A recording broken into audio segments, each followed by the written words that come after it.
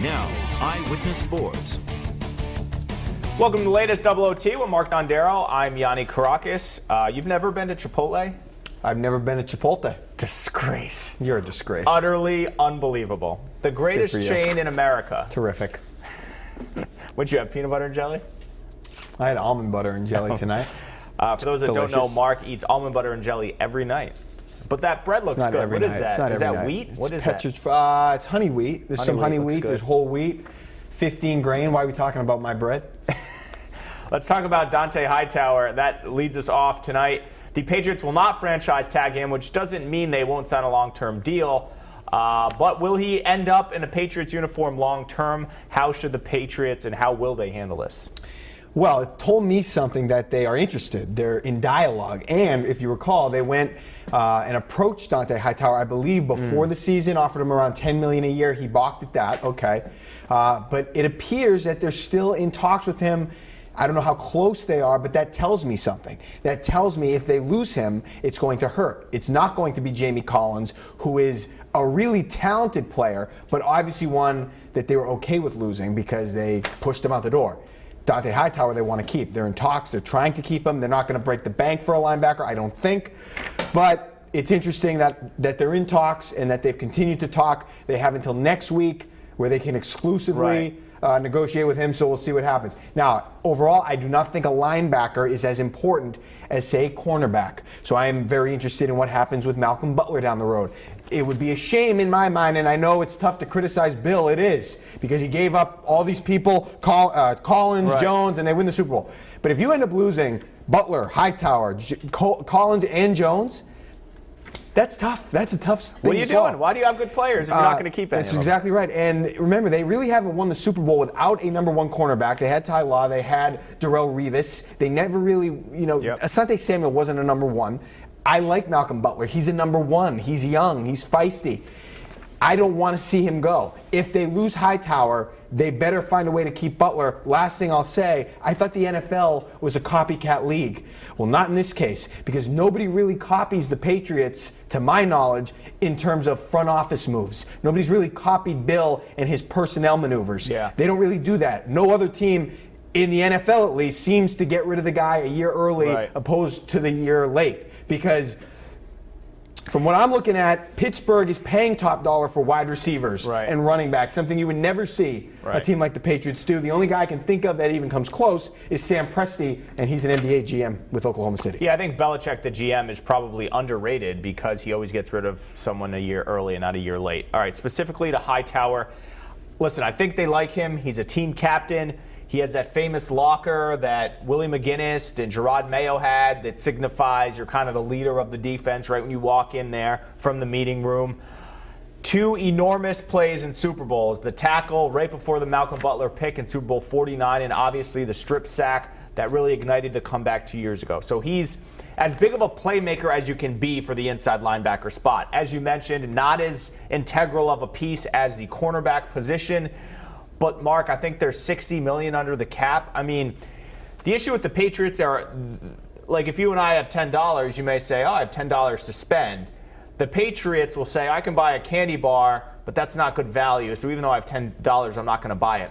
No matter how much money they have, they're not necessarily going to spend it all if it's not good value. So if Hightower can go out there and get, I don't know, something absurd like $16 million a year, they're not going to pay him that.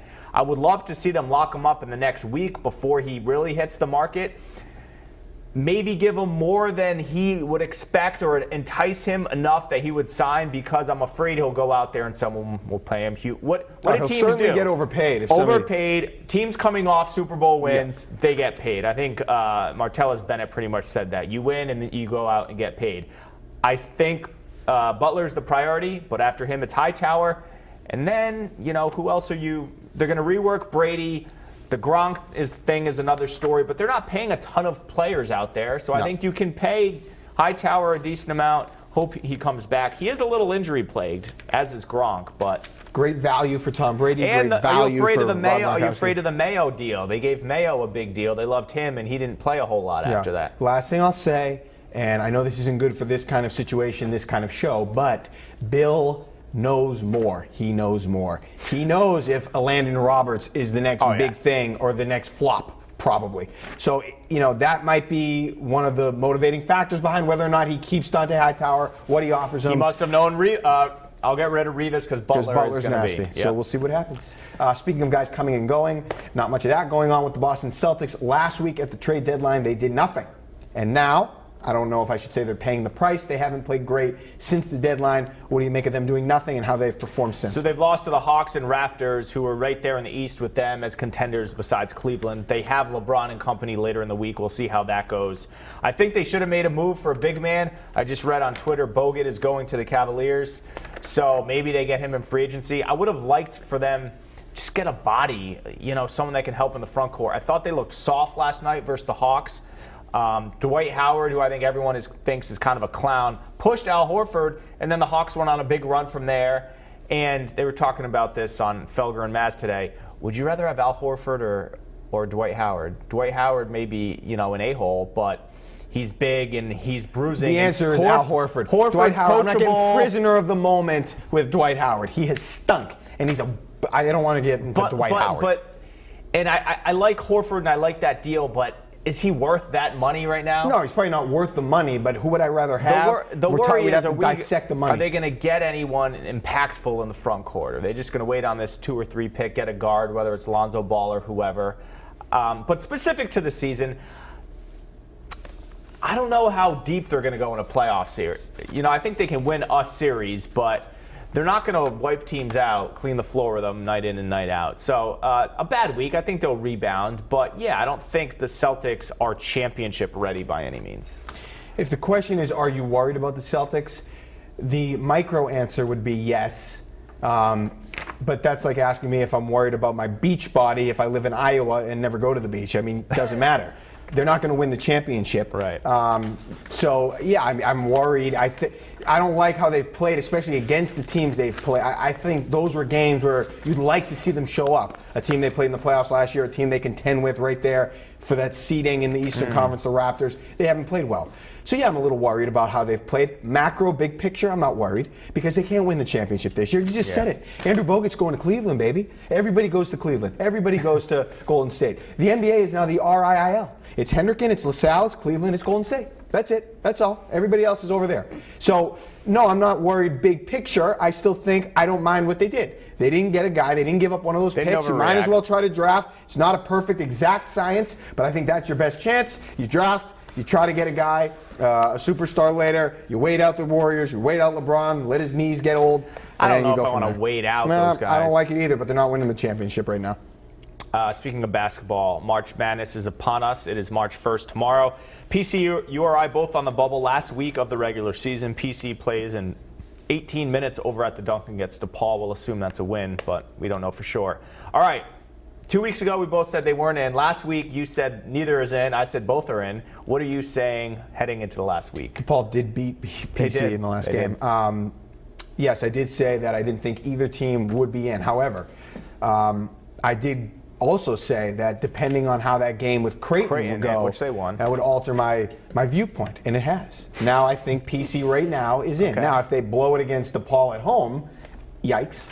But I don't think that's going to happen. And if they can find a way to continue to win, I think right now they're in. I think the committee will appreciate their effort, their mental toughness, not just that they won, but how they won some of those games, coming back from down 12 in the second half. That's pretty good. As far as URI goes, I just think when you're in a situation like URI, haven't been to the tournament since 1999, you need to grab the committee by the face and make them pay attention to you. Prove to them that you're worthy. You're not getting the benefit of the doubt if you're URI. So at this point, I still think they have to win the A-10 tournament. I just do. I just see them getting screwed if they leave it up to the committee. I could be wrong. If they get to the tournament and put on a good show and make the title game in it, I don't know. But I would say I would have to win the tournament. All right, URI at minimum has to win their last 2 games. They have St. Joe's and Davidson. Then I think they need to win. Let's say they get a top 4 seed. They're going to the quarterfinals Friday. In Pittsburgh, they win that game. If they beat Dayton and or VCU again in the semis, I think that may be enough to get them in. But you don't want to sweat that out. You lose in the finals, you can get in, but you want to win the tournament. But if they win, if they get to the finals, Mark, that'll be what have they won? 3 straight, 5. That'd be 7 wins in a row. Mm-hmm. They'd have quality wins over Cincinnati, VCU, or VCU and Dayton again. So I think they say it's a soft bubble.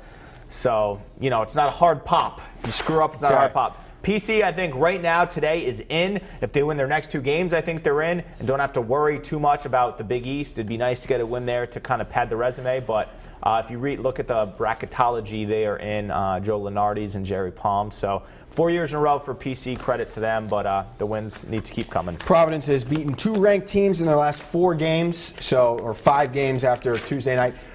That's impressive. Yeah. Something URI and URI doesn't really have those here's the other problem with opportunities. URI. It's a little problem, a minor problem, but that one win they had over a ranked team, it wasn't Cincinnati ranked at the time. They were. Cincinnati's resume doesn't really jump out at you. They really haven't beaten anybody. VCU hasn't beaten anybody. They've lost to Georgia Tech, an ACC team that wasn't even ranked. They lost, I forget who they played, who was ranked earlier in the year, but they lost that game. So none of their opponents that they've beaten really have a resume. Marquette, they beat Villanova, and PC swept them. Yeah, and I think the committee looks more at the RPI number. So regardless of the ranking, but what is URI's record versus top 50 RPI teams? It's not great. So another win over Dayton or VCU would be critical. And PC has more of those opportunities playing in the Big East where, potentially 6 teams get in. But that's why you can't lose to teams like Fordham.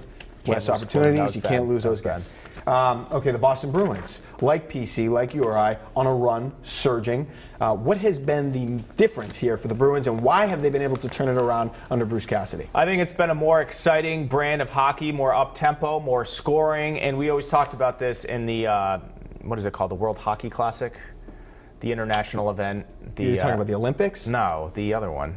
That was the World Cup of Hockey. Yes. Okay. That Bergeron and Marchand are on the top starting line for Canada. Yeah. And then on Sunday, each had 3 points, a goal and 2 assists, or 2 goals and 1 assist. And it's good to see that. Let's see the young guys scoring. And I think they're just, it's like a new beginning. It's a breath of fresh air. They have a new vibe to them, a new coach. Ultimately, I think they'll probably lose some games on the defensive end, but they're playing right now like they have nothing to lose, and what are they, 6-1 with Cassidy? Yep. So I think they'll cool off, but generally speaking, it's a different style than what Claude had, so I think that's what's injected some excitement. Yeah, I think the first thing you said is most notable, first and foremost, a breath of fresh air. They're certainly benefiting from that. Claude not being there, they like the new freedom that they're playing with, and it shows on the ice. The mode of expression, the types of goals they're getting have been incredible. More aggressive play from their defensemen. They're coming in. Colin Miller, 15 minutes before we tape this, had a goal pinching in. Yeah. Beautiful goal.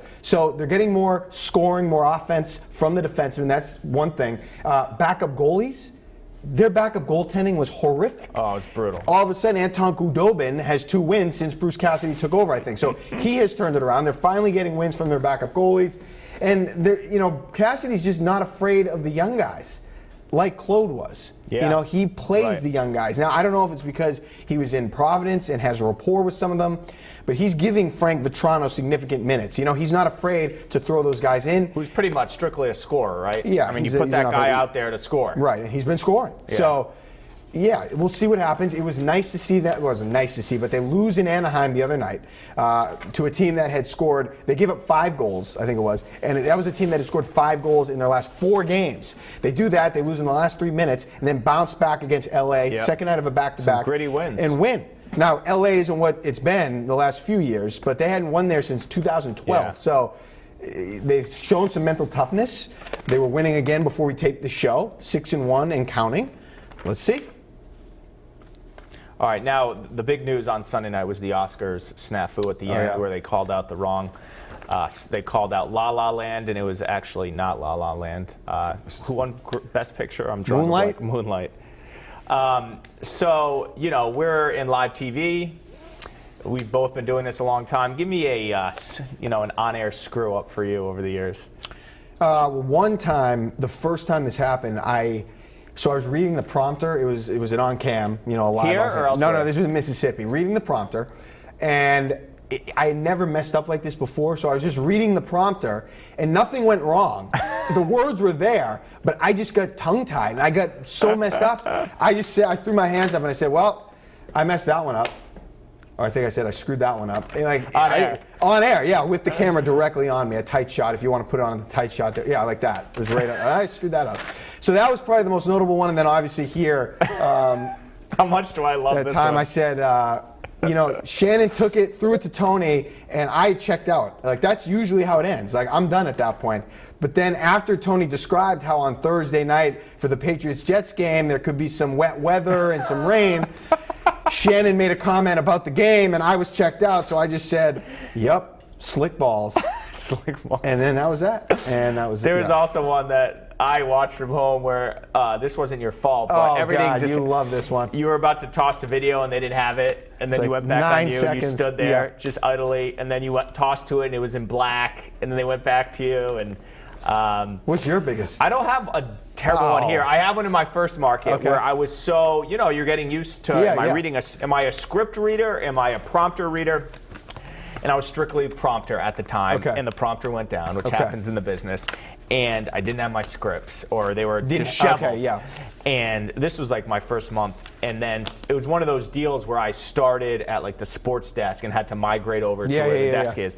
So it's in the last one, and then I'm like trying to look at my script, I don't have it. So, then I'm trying to find a camera that has the script, Yeah. so I'm like leaning over, but then I have to get to the desk, and it was just a complete and utter nightmare. And I was trying to ad lib, and I didn't, and I was just red in the face. And they're like, "All right, thanks, Yianni, with sports. Last check at weather." And it was just so brutal. If that if that happens and you're doing a Red Sox highlight, You can- get you're away fine. with it. If it's high school, you're done. It was like our secondary NHL team, like the Flyers, Yeah. and I didn't know who was No, scoring the goal. I'm you're like, done. white team to black, he scores. Yeah, it was bad. But we haven't had too many bad ones here. No. Thankfully, I mean, I've never sworn on the air, so far. So, anyway, okay. Finally, it is our honor to mention on WPRI OOT that man is. that He's- Tony Caracas this week will be Tony celebrating Caracas? his. Tony Petrarca. Just add that to the blooper reel. He will be celebrating. Hold on, is there like a halo around him? Is he just floating in the it's a great clouds like picture. some sort of godlike figure? It's a great picture. But he'll be celebrating his 30-year anniversary with WPRI. So in honor of that, what's your favorite Tony story? You've been here a while. Well, Tony is a legend. The first day when I interviewed here, I went up to him and I said, "Mr. Petrarca, big fan. I Wow. watched you growing up because Even though I'm 32 and he's been here 30 years. Do the math. My entire life since I've been able to watch or comprehend TV, Tony's been on the news. And if you ask anyone in the state of Rhode Island, chances are Tony spoke to their first grade class. He's been to every elementary school here. I'll say this about Tony. He is completely diva-free. For someone who is probably as recognizable as anyone in the state of Rhode Island, he has no attitude, he is polite, he is kind, so I think that's a testament to him as a person. And I think it's funny about his hair, which doesn't move and is really black and really has good hold. Oh, it's Some perfect. people don't think it's real, and we always kind of joke on him. But every year we do the polar bear plunge photo shoot, and it's like 10 degrees, and his hair is always whipping in the air, and I just love that because I was like, Tony, this is good for your brand. It shows you that your hair is real. But only good things to say about Tony. Yeah, he's a great guy, nice guy. Enjoyed every second I've been here with him. Favorite Tony story is probably not long ago. He was so the show had ended. It was like 11:35, and I'm in the sports room, which is just outside the studio, getting undressed or getting dressed, whatever. I was behind Tim White's little mural, and all of a sudden I hear something, and Tony runs out. He's screaming, "Mike! Mike!" And I immediately start thinking, okay, where are the important things? Where's my wallet? What do I need? There's a fire. There's an invasion. Something's going on. I got to get out. Where the exit's over here. There's an exit over. Tony comes running out, looking for Mike Montecalvo. He found a picture online. He was trying to show Mike a picture. I forget what the picture was exactly. Maybe it was like a full moon or a solar eclipse or something like God. that. And so he's looking frantically for Mike. Mike! Mike had just left. I'm laughing, like sort of laughing. I'm trying to figure out if something's going on. He comes in, tells me about this picture, and that was that. But that was just, I laughed to this day. The urgency in his voice. was Underrated something I'll never funny, forget. too. Underrated oh, funny. he's so Good. funny. Good. He's probably going to walk in any minute with like Taco Bell. Where is he? He's not here. He's It's not fine. here. It'd be great if he walked in right now. Should we just stall till he walks in? No. It's Tony! dead. Oh, he doesn't get back for a little longer. Great All right. man. Tune in to Eyewitness News at 5 on Wednesday for a complete, comprehensive look back at Tony Petrarca's sterling 30 years in news reporting as a weatherman. All right, that'll do it for this episode of Double OT. Anything you want to add? You know what? Actually, it's funny you asked me that because last week I specifically had something to add and you didn't ask. What So was now it I have last nothing to add. I don't remember. All right, we're on Baby Watch, by the way. Yeah. We're going to do that segment next. We're in the hot. What's the segment about? I don't know. We did one with me last time. We're Okay. going to figure it out. Put right. you in a little bassinet. Remember you Oh, did that? okay, yeah. Yeah. All right, we'll see you next time. Thanks for watching.